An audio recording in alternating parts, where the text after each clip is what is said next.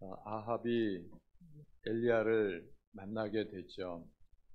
3년 반 동안 엘리야가 숨어서 지냈기 때문에 아무리 그 전국을 샅샅이 뒤져도 엘리야가 나타나지 않았던 것입니다.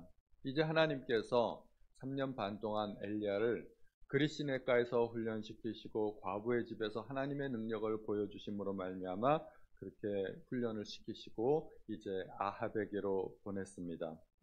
아합은 엘리야를 만나자마자 대뜸 묻는 말이 이스라엘을 괴롭게 하는 자여 너냐 이렇게 묻죠. 아합은 엘리야 때문에 이스라엘에 고난이 온다고 믿었습니다. 엘리야가 가뭄을 선포했기 때문에 그 땅에 가뭄이 온 것 아니겠습니까? 엘리야 때문에 이스라엘이 괴롭게 된 것은 맞습니다. 그러나 그 진짜 원인이 어디에 있는지를 알아야 됩니다. 엘리야는 왜 가뭄을 선포할 수밖에 없었나요? 엘리야가 말하지 않습니까? 당신과 당신의 아버지 집이 괴롭게 하였으니 그 원인은 당신에게 있다는 것입니다. 아합과 이스라엘 백성이 우상을 섬기고 하나님을 떠났기 때문에 하나님의 징계가 그 땅에 임하게 된 것입니다. 그러므로 문제를 껍데기만 볼 것이 아니라 그 진짜 원인을 깊게 보아야 할 수 있어야 됩니다. 진짜 원인이 무엇인지를 파악해야 되는데 진짜 원인은 우리가 보통 살아가면서 나타나는 삶의 진짜 원인은 영적인 세계에 존재한다는 것입니다. 문제의 원인을 발견해야 되는데 우리는 그 원인을 잘 모르는 경우가 많아요. 왜냐하면 문제는 우리가 살아가는 이 세상에서 나타나는데 그 원인은 영적인 세계에 속한 경우가 많기 때문입니다. 여호수아가 아말렉과 싸울 때 모세는 산 위에서 두 손을 들고 있었습니다. 여호수아가 아무리 열심히 싸워도 그 승패는 여호수아에게 달려 있지 않다는 것을 우리가 잘 압니다. 모세가 팔을 내리면 전쟁에서 졌고 모세가 팔을 올릴 때만 여호수아가 전쟁에서 이길 수 있었습니다. 산 아래 낮은 곳에서 승패가 결정이 되지 않고 산 위 저 높은 곳에서 전쟁의 승패가 결정되었다는 것입니다. 저 높은 세계, 산 아래에서는 열심히 싸우느라고 모세를 보지 못했을 것입니다. 그런데 모세는 산 아래를 훤히 내려다보면서 손을 들었다가 피곤하면 손이 내려갔다가 그렇게 되는 것이죠. 저 높은 세계를 우리가 볼 수 있어야 됩니다. 그 높은 세계가 영적인 세계입니다. 모든 문제가 다 죄 때문은 아니죠. 보통 죄 때문에 그러한 문제가 일어나는데 영적인 원인을 보면 전혀 다른 것이 또 보이기도 하는 것입니다. 예를 들면 어떤 질병은 하나님의 영광을 위한 것입니다. 주님은 나사로가 병이 들었다는 소식을 들으시고 그 병의 의미를 깨달으셨죠. 이 병은 죽을 병이 아니라 하나님의 영광을 위하여 하나님의 아들이 이로 말미암아 영광을 받게 하려 함이라. 그리고 예수께서 제자들과 함께 길을 가실 때 나면서부터 맹인된 어떤 사람을 봤습니다. 제자들은 그게 또 죄의 문제라 생각을 하고 약간 좀 오버센스를 한 거죠. 이게 누구 죄 때문에 그렇게 된 것입니까? 예수님은 그것이 본인의 죄나 부모의 죄 때문이 아니라 그에게서 하나님이 하시는 일을 나타내고자 함이라 말씀하셨습니다. 그러므로 어떤 고난, 어떤 질병, 어떤 문제는 죄 때문에 온 것이기도 하고 어떤 것은 하나님의 영광을 위한 것이기도 하고 어떤 것은 훈련을 위한 것이기도 합니다. 욥은 고난을 통해서 하나님께서 영광을 받으셨고 욥은 훨씬 더 높은 수준의 신앙을 가질 수 있었습니다. 바울은 몸의 가시를 통해서 하나님의 은혜를 깨달을 수 있었고 바울은 더 큰 하나님의 능력을 경험할 수 있었습니다. 우리는 이 세상에서 만나는 많은 문제들을 사실 진짜 원인을 잘 알지 못합니다. 그래서 그 진짜 문제 원인을 알기 위해서 우리는 하나님 앞에 기도해야 됩니다. 내가 만나는 이 문제가 하나님 원인이 어디에 있습니까? 혹시 나의 죄 때문입니까? 나를 훈련시키기 위한 것입니까? 하나님의 영광을 드러내기 위한 것입니까? 그러므로 우리는 영적인 눈을 뜨게 해달라고 하나님 앞에 기도해야 될 것입니다. 한편 아합이 엘리야에게 이스라엘을 괴롭게 하는 자라고 생각했던 것은 진짜로 엘리야의 능력을 믿었기 때문인가요? 엘리야가 단지 말 한마디 했기 때문에 가뭄이 왔다면, 그걸 정말로 고지고대로 그렇게 믿었다면 엘리야가 가뭄을 해결할 수 있는 능력도 있다고 믿어야 하지 않을까요? 아합은 그렇게 생각하지 않았습니다. 아합은 엘리야의 능력이나 엘리야의 말을 믿은 것이 아니라 단지 책임을 전가하고 싶었던 것입니다. 엘리야를 잡아 죽인다고 해서 가뭄이 그칠까요? 엘리야가 능력이 있는 것은 아니잖아요. 엘리야가 기도했을 뿐이고 진짜 가뭄을 일으킨 그 능력은 하늘로부터 온 것이고 하나님께서 하늘문을 닫으신 것인데, 그러므로 아합은 대단히 착각하고 있고 삐뚤어진 시각을 갖고 있는 것입니다. 아합은 생각하기를 엘리야만 잡아 죽이면 어쩌면 가뭄이 해결될 수도 있다고 생각했을지 모르지만, 심지어 엘리야가 죽는다고 해서 가뭄의 문제는 끝나지 않을 것입니다. 엘리야의 말대로 진짜 문제는 자기에게 있었던 것인데 자기 문제를 파악하지 못했던 것입니다. 대부분의 사람이 그렇습니다. 내게 원인이 있는데 나의 원인을 잘 알지 못하는 것이죠.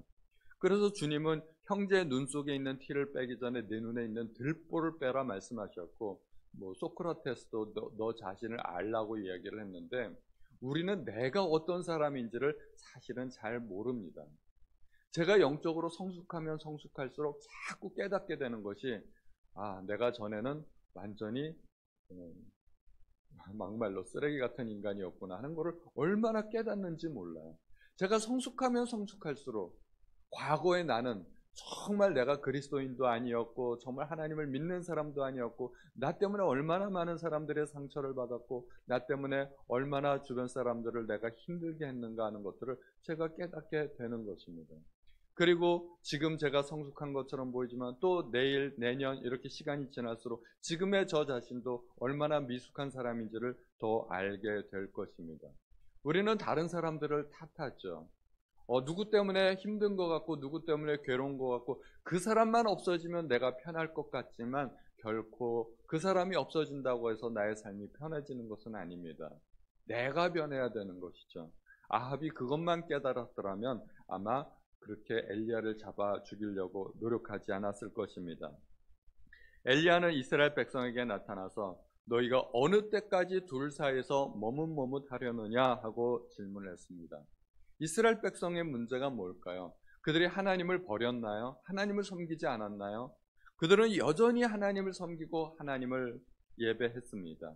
진짜 문제는 하나님을 섬기면서도 우상을 함께 섬겼다는 것이죠. 양다리 신앙은 참된 신앙이 아닙니다. 우리가 하나님을 섬긴다면 유일하신 하나님, 유일신 하나님을 참으로 섬기는 것이 올바른 신앙입니다. 그런데 이스라엘 백성은 조상들이 섬겨온 그 하나님을 버릴 수도 없었고 또 왕이 섬기는 우상도 버릴 수가 없었습니다. 그들은 하나님과 우상 사이에서 갈등하고 어느 때는 하나님을 찾고 어느 때는 우상을 찾고 왔다 갔다 하면서 그들의 신앙이 회색지대에 있었던 것입니다. 그들은 왜 우상을 섬길 수밖에 없었나요? 왜 우상을 완전히 버리지 못했을까요? 물론 왕이 바알을 섬기기 때문에 그런 것도 있었지만 그들의 생각 가운데는 바알이 비를 내려준다고 생각했기 때문입니다. 농경사회에서 비는 아주 필수적입니다. 하늘에서 이른 비, 늦은 비가 제때 내려주어야만 농사를 제대로 지을 수가 있고 풍요를 거둘 수 있었기 때문입니다. 그런데 그들은 오해한 것이 하나 있습니다. 누가 정말 비를 내려주시는지 줄 능력이 있는가에 대해서 그들은 제대로 생각하지 못했던 것입니다. 우리도 이 부분을 정말 깊이 있게 깨달아야 됩니다. 우리도 교회와 세상 사이에서, 하나님과 물질적인 풍요 사이에서 갈등하고 왔다 갔다 하는 경우가 있지 않겠습니까? 우리가 세상을 등지고 살 수는 없습니다. 우리도 물질이 필요 없다는 말은 아닙니다. 그러나 우리는 풍요의 원천이 어디에 있는지를 깨달아야 된다는 것입니다. 하나님께서 은도 내 것이요 금도 내 것이라고 말씀하셨고 온 세상 천하 만물을 창조하신 분이 바로 하나님이시라는 것을 우리가 또 알아야 됩니다. 솔로몬이 하나님 앞에 1000번제를 드리고 하나님을 잘 섬겼을 때 하나님은 천하 열왕 중에 그 누구도 소유하지 못한 그 지혜와 부귀영화를 솔로몬에게 주셨습니다. 솔로몬이 부귀영화를 누린 것은 자기가 노력해서 얻은 게 아닙니다. 온전히 하나님으로부터 얻은 것입니다. 그러므로 우리가 정말 풍요를 원한다면 세상으로 갈 것이 아니라 하나님을 찾아야 할 것입니다. 이스라엘 백성의 또 한 가지 문제는 하나님보다 풍요를 더 사랑했다는 것입니다. 1순위가 잘못됐다는 것이죠. 그들은 바알도 섬기고 하나님도 섬겼지만 바알이 목적도 아니고 하나님이 목적도 아니고 그들은 풍요를 위해서 바알을 이용했고 심지어 하나님도 이용했다는 것입니다. 우선순위에 있어서 문제가 있었다는 것입니다. 하나님께서는 우리에게 도구가 되기를 원하지 않으십니다. 주님은 너희는 먼저 그의 나라와 그의 의를 구하라 그리하면 이 모든 것을 더하시리라고 말씀하셨습니다. 만약에 이 땅에서 우리가 보상받지 못하는 것이 있다 할지라도 그것은 우리가 하나님의 나라에서 모두 보상을 받을 것입니다. 우리가 이 세상을 살아가면서 믿음의 결단이 필요합니다. 하나님이냐 세상이냐. 이것은 이스라엘 백성의 문제만이 아니라 이 세상을 살아가는 우리도 똑같다는 것입니다. 우리도 일주일에 하루는 하나님을 섬기지만 일주일에 나머지 6일은 세상 가운데서 세상 사람들과 비슷한 모습으로 심지어 똑같은 모습으로 살아가지는 않나요? 우리의 모습을 살펴보고 우리의 진짜 인생의 목표가 무엇인지 돌이켜보아야 할 것입니다. 엘리야가 바알 선지자들을 다 모아놓고 드디어 엄청난 대결을 시작합니다. 이건 정말 통쾌한 장면입니다. 성경에서 이보다 더 통쾌한 장면이 있을까 싶을 정도로 450명의 바알 선지자들을 다 모아놓고 한판 승부를 벌이게 됩니다. 하나님의 역사는 숫자에 따라 나타나지 않습니다. 숫자가 많다고 하나님께서 역사를 일으키고 숫자가 적다고 해서 하나님께서 역사를 덜 일으키는 것이 아닙니다. 저쪽은 450명이지만 그러나 전혀 능력이 없고 역사가 없습니다. 한 사람의 목숨을 건 순종이 역사를 일으키게 됩니다. 한 사람이 중요한 것이죠. 하나님께서는 모세 한 사람을 선택해서 부르셨는데 그 모세 한 사람의 순종으로 말미암아 최소 200만 명이나 되는 이스라엘 백성이 이집트에서 탈출하게 되었습니다. 요셉 한 사람의 순종으로 말미암아 애굽과 그 근방의 모든 사람들이 여러 나라 사람들이 여러 민족이 극심한 가뭄에서 구원을 받게 되는 것입니다. 하나님께 필요한 것은 많은 사람이 아닙니다. 아무리 많은 사람이 있어도 믿음 없는 사람들은 다 필요가 없습니다. 하나님께는 오직 하나님과 함께하는 사람, 하나님의 말씀에 절대적으로 순종하는 그 한 사람이 필요한 것입니다. 자신의 능력과 환경을 의지하지 않고 오직 하나님의 명령에 절대 순종하는 그 한 사람을 통해서 하나님께서 역사하시고 하나님은 지금도 그런 사람을 부르십니다. 우리가 그런 사람들이 될 수 있기를 바랍니다. 바알의 선지자들은 하루 종일 부르짖었습니다. 아침부터 정오까지 바알의 이름을 부르면서 그 앞에서 춤을 추고 뛰놀면서 부르니까 안 되었습니다. 당연히 안 되죠. 바알이 신이 아닌데. 그래서 엘리야가 조롱하고 있지 않습니까? 혹시 낮잠 자는지 모르니까 더 큰 소리로 불러봐라. 그러니까 그들이 진짜 큰 소리로 부르고 심지어 이제 칼과 창으로 자기의 몸을 해하면서 자해를 하면서 몸에 피를 흘리면서 그렇게 저녁 소재 드릴 때까지 하루 종일 바알의 이름을 불렀는데 안 되었습니다. 열심히 해도 안 된다면 뭔가 깨달음이 있어야 하지 않을까요? 정말 열심히 했는데 안 된다면 그거는 잘못된 겁니다. 목표가 잘못되었든지 방법이 잘못되었든지 깨달아야 되는데 아합도 그 바알의 선지자들도 이스라엘 백성도 여전히 깨닫지 못하는 것입니다. 열심히 한다고 다 되는 게 아닙니다. 아침부터 밤까지 그렇게 바알의 이름을 부른다고 되는 것도 아니고 제단 주위에서 뛰는다고 되는 것도 아니고 큰 소리로 부르짖는다고 되는 것도 아니고 심지어 자기 몸에다 칼부림한다고 되는 것도 아닙니다. 우리는 어떤 인간적인 열심을 가지고 열심히 하면 되겠지. 열심히 한다고 되는 게 아니죠. 바알의 선지자처럼 이렇게 열심히 바알을 섬기는 사람들이 어디 있겠습니까? 지치지도 않고 목이 쉬도록 하루 종일 그렇게 불렀는데 안 되지 않습니까? 열심히 한다고 되는 것이 아닙니다. 올바른 목표가 있어야 되고 올바른 방법을 찾아야 됩니다. 그들은 처음부터 목표가 잘못되었죠. 바알을 섬기면 안 되는데 잘못된 바알이라는 거짓 신을 선택했고, 그리고 인간적인 열심이라는 잘못된 방법을 사용했습니다. 그러므로 우리는 목표를 잘 설정해야 되고 방법을 잘 찾아야 됩니다. 심지어 우리가 하나님을 섬길 때에도 내 방법대로 내가 원하는 대로 하나님을 섬기면 그것은 실패할 가능성이 많다는 것입니다. 하나님께서는 하나님을 섬기는 올바른 방법을 구약성경에 아주 자세하게 설명을 해 주셨습니다. 그게 레위기 아닙니까? 제사를 드릴 때는 양을 어떻게 잡고 소를 어떻게 잡고 어떠한 방법으로 어떻게 하라고 하나님께서 아주 자세하게 설명을 해 주셨습니다. 그러므로 우리는 하나님을 섬길 때도 하나님이 원하시는 방법이 무엇인지를 찾아야 됩니다. 내 방법, 내 생각을 내려놓고 하나님이 원하시는 것은 무엇인가? 그리고 나는 세상을 더 원하는가 하나님을 원하는가? 나는 왜 하나님을 원하는가? 이런 것도 한번 생각해 볼 수 있어야 될 것입니다.